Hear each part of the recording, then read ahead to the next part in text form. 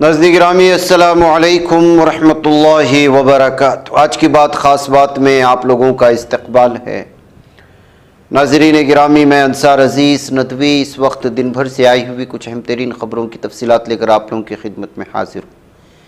तफसीलात में जाने से पहले आप लोगों से जो दरख्वास्त होती है उस पर तवज्जो करने की अपील करूँगा। आइए पहली खबर की जानिब बढ़ते हैं। सफ़ा बैतुल माल इंडिया और रहबर फाउंडेशन के ज़ेर एहतिमाम कोडंगन ज़िला वक़ाराबाद में एक बामक़सद और फलाही तकरीब का इनेकाद अमल में आया, जिसमें 50 बेरोज़गार अफराद में 8 लाख रुपये मालियत की ठेला बंडियाँ तकसीम की गई हैं।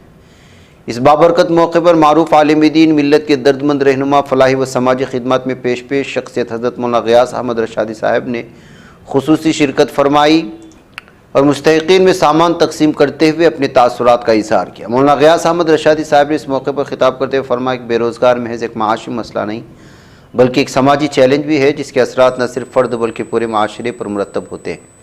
उन्होंने सफ़ा बैतुल माल इंडिया और रहबर फाउंडेशन की जानिब से किए जाने वाले इस अमली इक़दाम को सराहते हुए कहा कि मिल्लत के महरूम तबक़ात को खुद कफ़ील बनाने के लिए इस तरह के मनसूबे वक्त की अहम तरीन ज़रूरत है।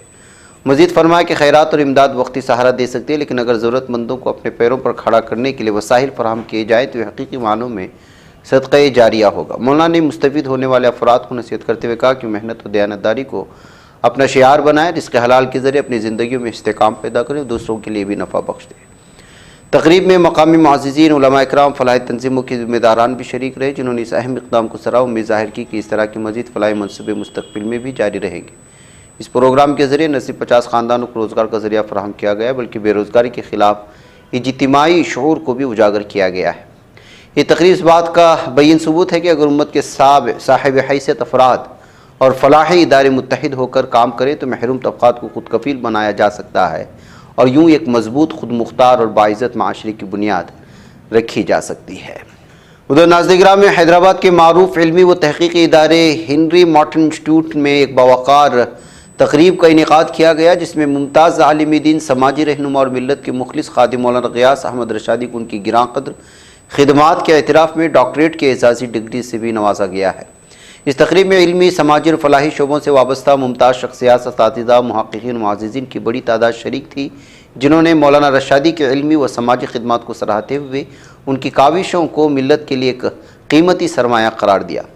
मौलाना ग़ियास अहमद रशादी एक ऐसी इल्मी व फ़िक्री शख्सियत हैं जिन्होंने अपनी ज़िंदगी दीन की इशाअत, मिली इत्तिहाद, समाजी बहबूद और फलाही सरगर्मियों के लिए वक्फ़ रखी है। इनकी मसाई जमीला के नतीजे में बेशुमार तालीमी, रिफ़ाई और समाजी मनसूबे परवान चढ़े, जिनसे मिल्लत को नाकाबिल फ़रामोश फ़वाइद हासिल हुए। उनकी काविशों ने इल्मी हलक़ों में एक मुनफरिद पहचान कायम की। उनकी इस्लाही कामों ने माशरती बेदारी में अहम किरदार अदा किया।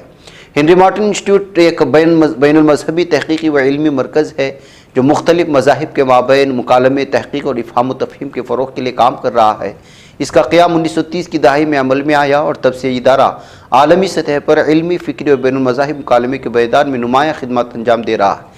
Institute senate of Serampore college university से वाबस्ता इदारा है जो बैनुल मज़ाहिब, हम आहंगी और मुसालहत के फ़रोग़ के लिए मुख्तलिफ़ तालीमी व तहक़ीक़ी सरगर्मियाँ मुनक़िद करता है। तक़रीब में मुख्तलिफ़ शोबाए ज़िंदगी से ताल्लुक़ रखने वाली शख्सियात ने मौलाना रशादी के इल्मी व समाजी खिदमात को ख़िराज तहसीन पेश करते हुए कहा कि वो न सिर्फ एक जय्यद आलिम दीन हैं बल्कि अमली मैदान में भी उनका किरदार बेहद मुअस्सिर नुमाया है। उनकी क़यादत में कई रिफ़ाही व इस्लाही तहरीकें मुनज़्ज़म हुई, जिन्होंने अवामी शऊर की बेदारी में कलीदी किरदार अदा किया।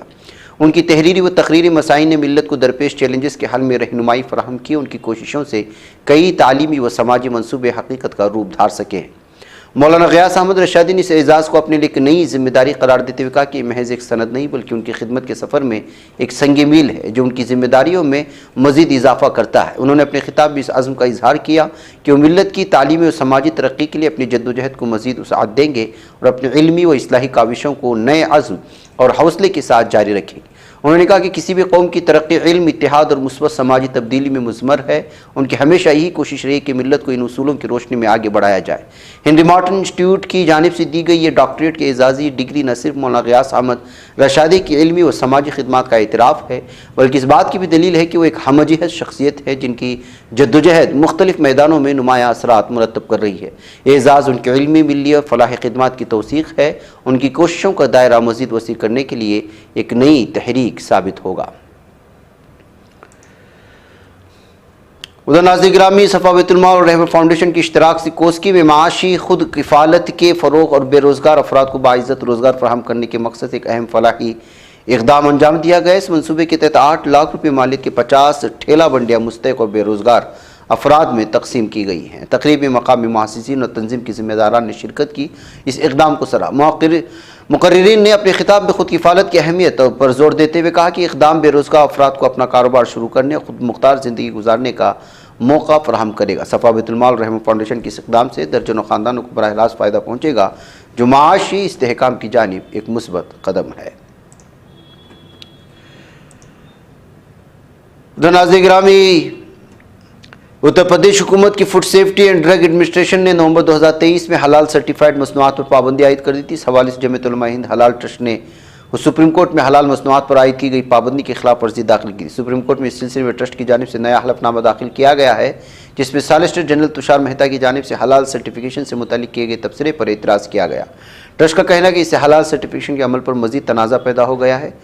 दरअसल इस सिलसिले में इस वक्त मजीद सुनवाई हो रही है। महाकुंभ मेले के दौरान इस जोड़े ने दिल्ली से आकर संगम में डुबकी लगाई, जिसके फौरन बाद शोहर अशोक वाल्मीकि ने अपना इरादा बदल लिया और ऐसा कदम उठाया जिसका कोई सोच भी नहीं सकता। अशोक वाल्मीकि ने महाकुंभ मेले में गुस्ल का 20 सेकंड का वीडियो भी बनाया था, सोशल मीडिया पर पोस्ट किया था। अशोक वाल्मीकि दिल्ली में सफाई के कारकुन है। नहाने के बाद वो अकेला प्रयागराज से दिल्ली चला गया। यहाँ जब उससे पूछा कि उनकी अहलिया मीनाक्षी कहाँ है, तो उन्होंने बताया कि कुंभ में बहुत ज़्यादा भीड़ में कहीं खो गई है। दरअसल डुबकी लेते हुए इरादा बदला और शोहर ने बीवी को मार डाला था। उत्तर प्रदेश के जौनपुर जिले में बाहिजाब तालिबात को उस वक्त परेशानियों का सामना करना पड़ा जब उन्हें मुबैनतों पर इम्तिहान के लिए स्कूल में दाखिल नहीं होने दिया। तो बताया जा रहा है कि हिजाब पहन कर हाई स्कूल का इम्तिहान देने की 4 मुस्लिम तालिबात को इम्तिहान मरकज़ में दाखिल होने से रोक दिया गया। वाक़या सरवदा इंटर कॉलेज खदोले वाक़ इम्तिहान मरकज़ का बताया जा रहा है, जो कि मॉडर्न कॉन्वेंट स्कूल समेत कई दीगर कॉलेजों के तलबा और तालिबात का भी इम्तिहानी मरकज़ है।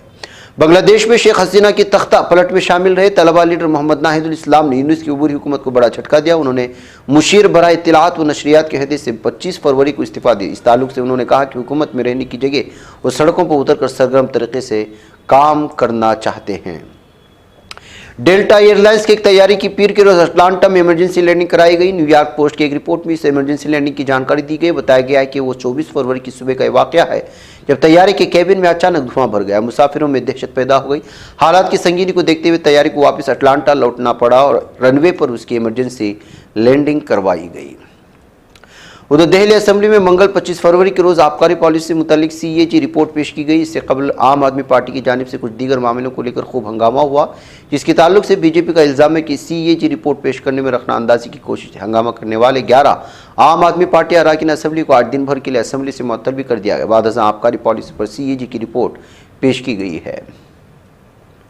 जमीन के बदले नौकरी मामले में राष्ट्रीय जनता दल के सदर और साबिक वजीर लालू प्रसाद और बिहार के साबिक नायब वजीर आला तेजस्वी प्रसाद यादव को दिल्ली की राव एवेन्यू कोर्ट से झटका लगा है। अदालत ने मामले की समाअत करते मंगल को लालू प्रसाद, तेजस्वी यादव समेत दीगर मुलजिमीन को समन जारी करते हुए अदालत में पेश होने का हुक्म जारी कर दिया है।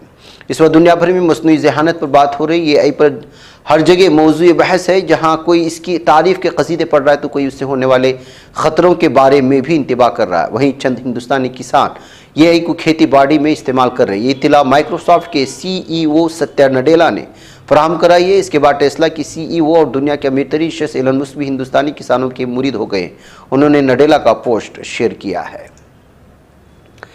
केरला रियासत की तिरुवनंतपुरम के नज़दीक वेंजारामोडू में एक सनसनीखेज वाक़या सामने आया। यहाँ एक 23 साल के शख्स ने पीर को पुलिस के सामने कबूल किया कि उसने अपने 13 साल के भाई, 80 साल की दादी और एक खातून समेत 6 लोगों का कत्ल किया। महलूक खातून उसकी माशूका बताई जा रही। इस मुलजिम को शाम में पुलिस थाने में लाई जाई, जहाँ उसने अपना जुर्म लाया गया था, जहाँ उसने अपना जुर्म कबूल किया।